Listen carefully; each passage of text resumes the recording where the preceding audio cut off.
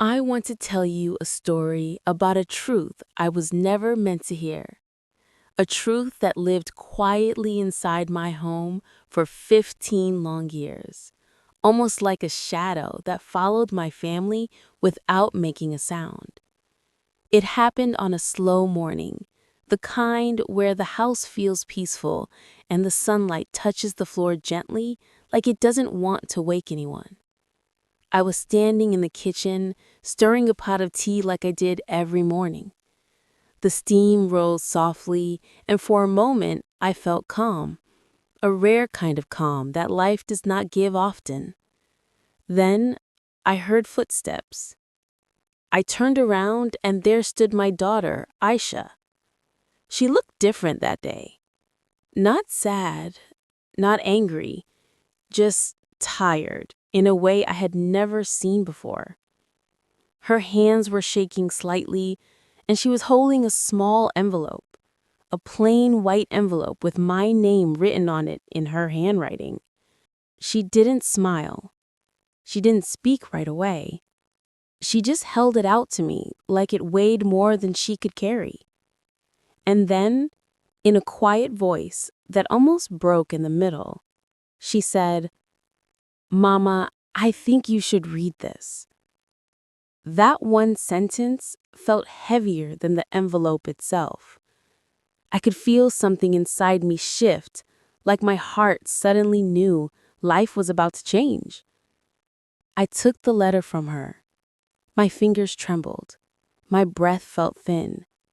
And for a moment, I just stood there staring at her face, trying to understand what she wasn't saying. She looked away. Not because she was hiding something from me, but because whatever she had hidden for all these years, 15 long years, was finally too heavy for her to carry alone. I didn't open the letter right away. I wasn't ready. Because a mother knows. She may not know the truth, but she knows when something inside her child has been hurting for a long time. In that moment, I felt fear, the kind of fear that comes from love, the kind of fear that whispers, "What did I miss? What did I fail to see?" Before I tell you what the letter said, before I tell you the truth she hid for so long, I need to take you back. Back to where it all began. Back to the day this hidden secret took its first breath and began silently shaping the next 15 years of our lives. 15 years ago, life in our home felt warm and full. We were not a rich family, but we had enough love to fill every corner of the house. The walls carried memories, laughter, small arguments, and everyday noise. The kind of noise you only miss once the house becomes quiet. My husband was alive then. He used to sit by the window every morning, reading the newspaper and making small comments about the world. My younger children ran around the house, creating chaos that somehow felt comforting. And then there was Aisha, my eldest, my first child, my gentle-hearted girl. She was different from the others, more sensitive, more thoughtful. She felt everything deeply: joy, pain, love, disappointment. When she smiled, it felt like the whole room softened. When she cried, it felt like the world became quiet. Aisha used to tell me everything: what she dreamed of, what she feared, what she hoped for. Every night before sleeping, she would sit on my bed and talk for hours. She had this softness that made you want to protect her from everything, even from herself. Life was simple then. Morning chai together, evening dinner where we all sat around one table, weekend walks to the market, late night gossip between mother and daughter. But as Aisha grew older, things began to shift. Not suddenly, not in a big dramatic way, but slowly, quietly, like a small crack forming in a wall. Sometimes we argued about little things: her clothes, her choices, her plans. Nothing unusual, just the normal push and pull between a mother and a daughter finding her place in the world. But a sensitive heart hears more than what is spoken. And sometimes, even a single careless sentence can settle in someone's mind and grow into something much bigger. Looking back now, I can see it, the small changes. She stopped sitting with me in the evenings. She became quieter, choosing her words carefully. Sometimes she would laugh, but it didn't reach her eyes. Sometimes she would walk away before a conversation was finished. Sometimes she would stand by the door longer than she needed to, as if she wanted to say something, but didn't know how. I wish I had seen it more clearly. I wish I had taken her face in my hands and asked, "What is hurting you, beta? Tell me." But life keeps us busy. We miss the signs we should have seen. We hear the words, but not the silence behind them. Then came the day she decided to leave for college in another city. I thought it was natural. Children grow up, they move out, they find their own path. But Aisha didn't leave with excitement. She left with hesitation. She hugged me tightly, almost too tightly, as if she wasn't sure she was doing the right thing. Her voice trembled when she said, "Mama, I'll come back soon." But she didn't. Not in the way I hoped. After she moved out, the distance between us didn't start with miles. It started with emotions. Her calls became shorter, her visits became rarer, and whenever I asked if something was wrong, she gave the same gentle answer. "I'm fine, Mama, just busy."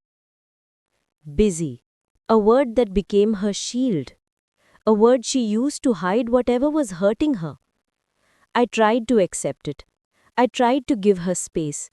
But a mother feels everything loud and clear, even the things her child refuses to say. And with every passing year, the silence between us grew, becoming a quiet truth I could not explain. Before the letter came, before the truth finally found me, I had no idea that a single moment, one small, careless moment from years ago, had changed her entire life.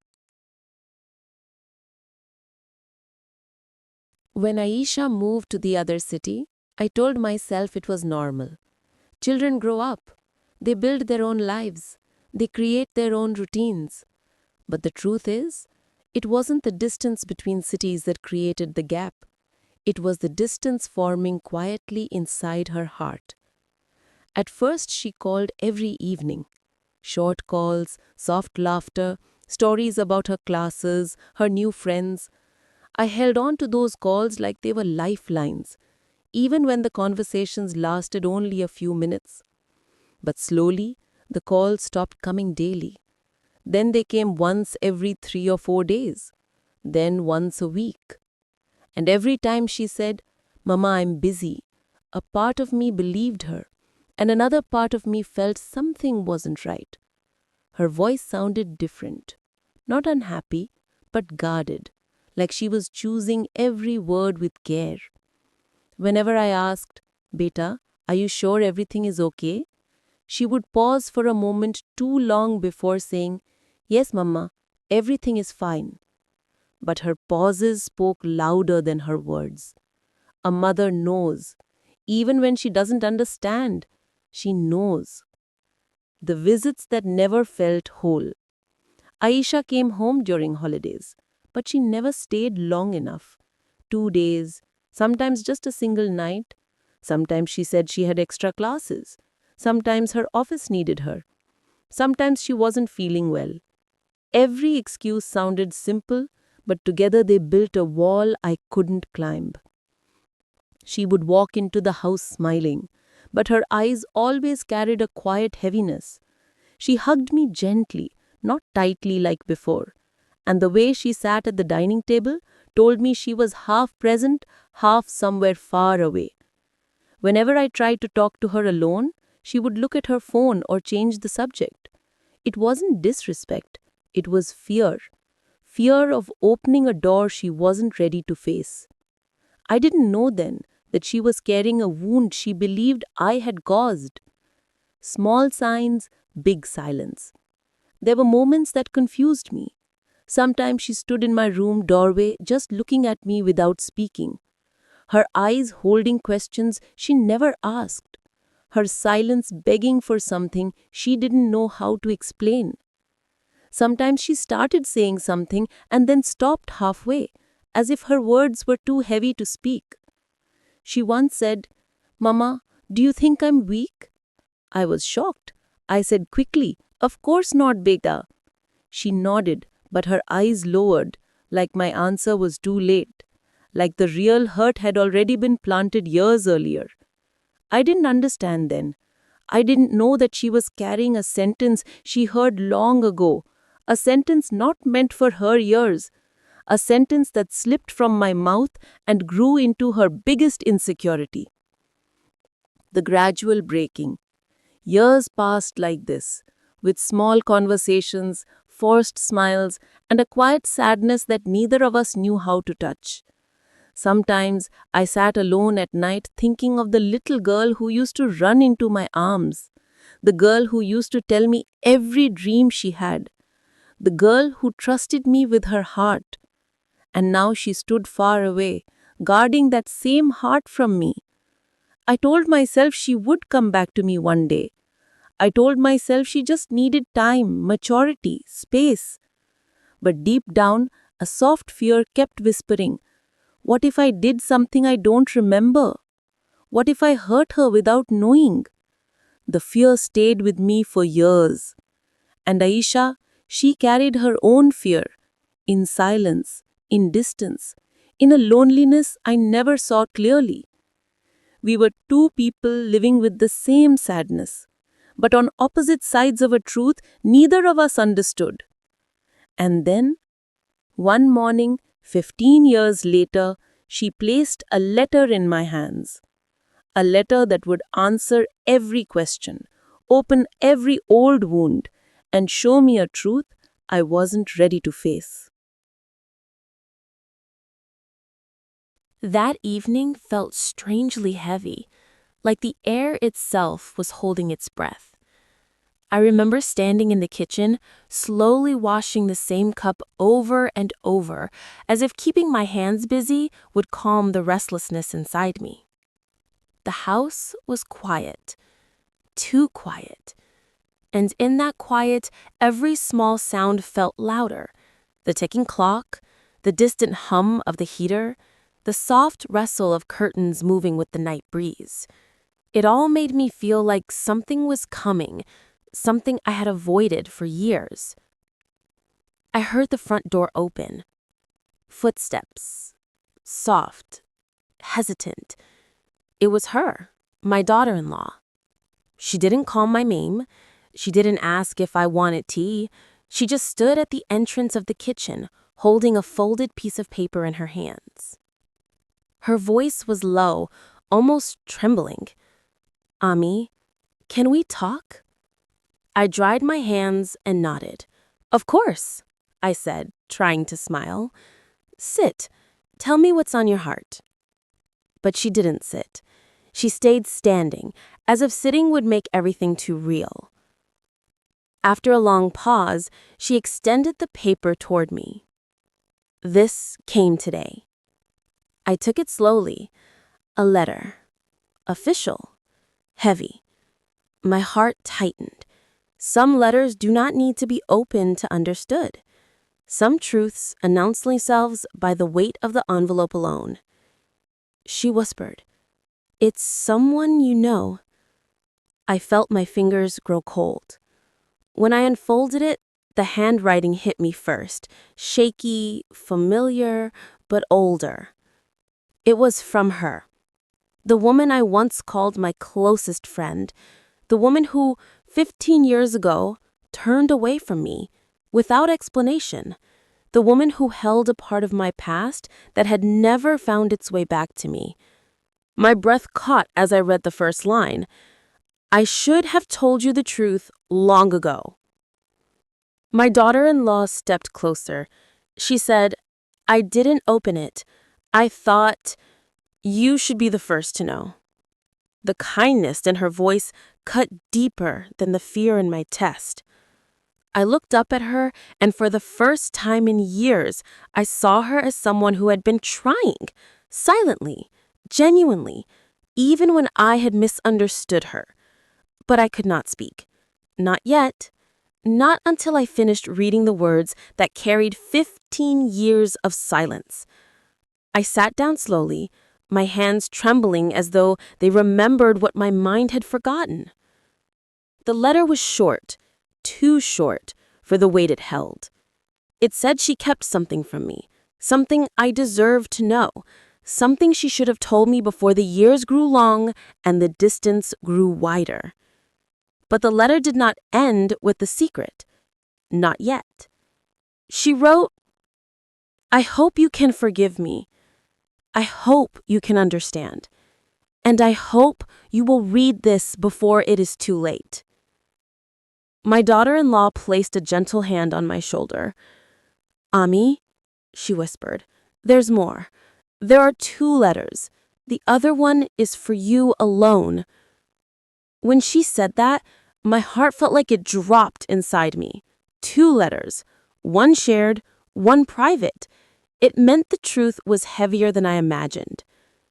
She quietly placed the second envelope on the table, smaller, worn at the edges, with my name written in a careful, almost apologetic hand. I stared at it for a long time. I was afraid of what it would say, afraid of how it would change my memories, afraid of how it would change me. My daughter-in-law sat across the table, but she did not speak. Her silence was gentle, offering me space. The room felt different now, as if the walls leaned closer, listening, waiting. Finally, after what felt like hours, I opened the second envelope. The paper inside was old, folded many times, maybe written years ago. The first line made my breath stop. "I took something from you, and I never had the courage to return it." My heart pounded. My hands shook. It continued. "I know you looked for answers. I know you blamed yourself. But the truth is mine to carry, not yours. You were innocent. Completely innocent." A tear fell onto the page before I could stop it. My daughter-in-law noticed, but she didn't rush to comfort me. She knew I needed this moment, the moment where the past finally spoke after years of silence. The next lines cut deeper. "I kept your truth to protect someone, but in doing so, I hurt you. I hurt us. You trusted me, and I broke that trust." I whispered, "Why now? After so long, why now?" My voice cracked, and my daughter-in-law reached for my hand. "Ami," she said gently, "maybe she wants to make things right. Maybe she doesn't want to leave this world with this weight." Those words felt like a cold wind crossing the room. Leave this world? I looked back at the letter, and there it was, the final line. "If this reaches you, it means my time is short. And before I go, I need you to know the truth I kept hidden for 15 years. My eyes froze on those words. The truth, a hidden truth, 15 years old, written by the only person who knew what really happened. I folded the letter slowly, pressing it against my chest as if trying to stop my heart from breaking. My daughter-in-law spoke softly, almost whispering, "Ami, we have to decide what to do next." But I shook my head. Not yet. Not now. Because the truth was in front of me, in my hands, written in ink that trembled with regret. But the secret itself, the secret she carried for 15 years, the secret she was begging me to finally uncover, it was still unread, still waiting, still locked inside the final paragraph I had not yet dared to open. I closed my eyes, held my breath, and felt the moment tightening around me like a thread pulled to its last limit.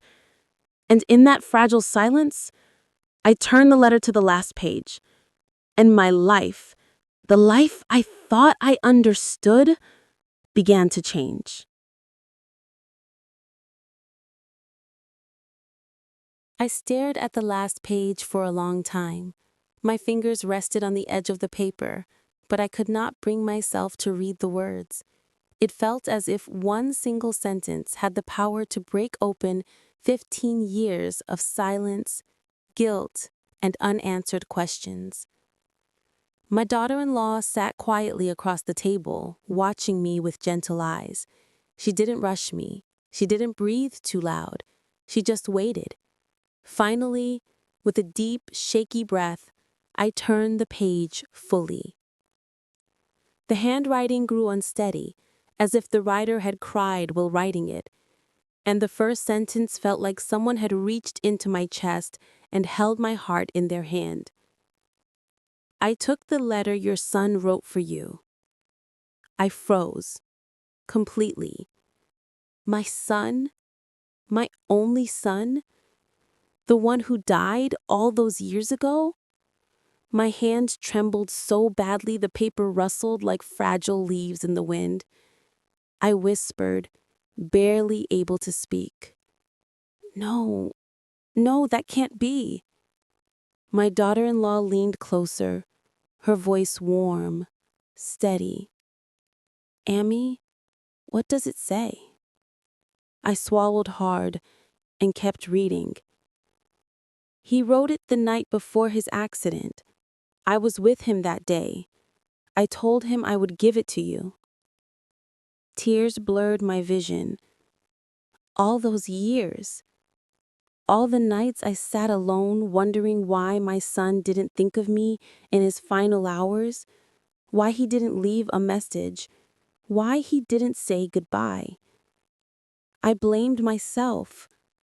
I thought maybe I had failed him somehow, that maybe he left this world without a single word for me. But he did write. He did think of me. I pressed my palm over my mouth to keep from crying out loud. The letter continued. He trusted me because he thought I was strong enough to protect you from more pain, but I was not strong. I was wrong. I kept it because I thought it would make things easier, but it made everything worse.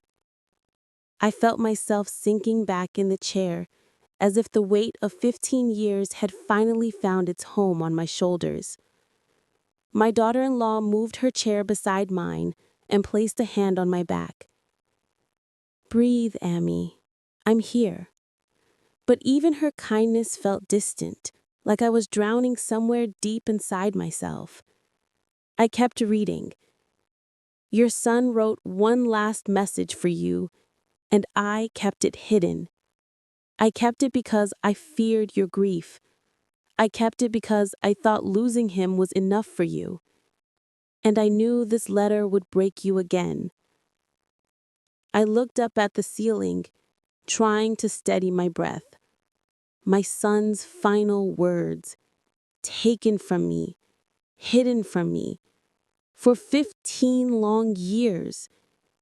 The paper felt heavier now, as if soaked with all the time lost, all the mornings, all the nights, all the moments I could have held his last message close to my heart.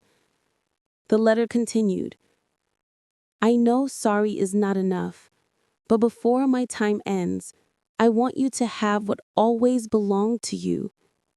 My daughter-in-law whispered, What belonged to you? I turned the page, and there it was, folded gently, placed inside the envelope, my son's handwriting. A small, delicate note, old enough that the ink was fading. My breath caught. My hand shook uncontrollably as I unfolded it. It was simple, short, just a few lines. But those few lines felt like light breaking into a room that had been dark for too long. I read his words out loud, softly, as if afraid they would disappear if I spoke too loud. Amy, I love you. Please don't blame yourself for anything. You gave me everything, and I was happy. If anything happens to me, promise me you will live, not just survive.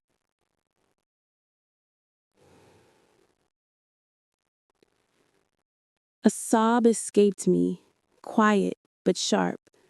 I pressed the note to my chest, closing my eyes, feeling years of held-back grief rise like a tide. My daughter-in-law wrapped her arms around me gently, not tight, not overwhelming, just enough to keep me from falling apart completely. Amy, he loved you so much, so much. I nodded, tears running freely now. For 15 years, I lived with a blank space in my heart, the space where his lost words should have been. Now that space was full, painfully full, beautifully full. When I finally looked back at the original letter, the one written by my old friend, the last paragraph waited for me like a soft closing of a long, painful chapter. I know sorry is not enough, but before my time ends, I want you to have the last piece of your son. I hope you read his words and find peace, even if I never do. My hands fell to the table. The letters lay in front of me, one filled with regret, the other filled with love.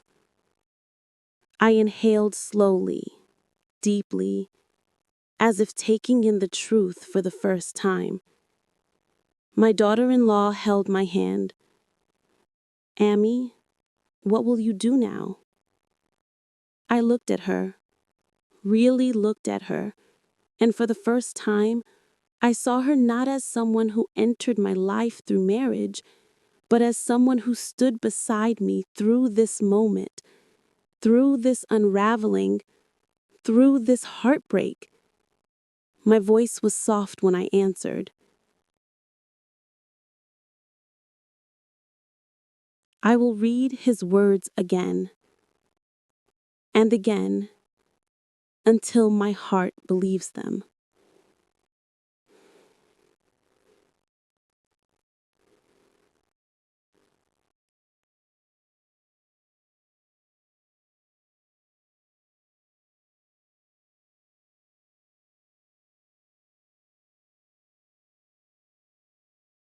That night, I sat alone in my room with both letters placed gently on my lap.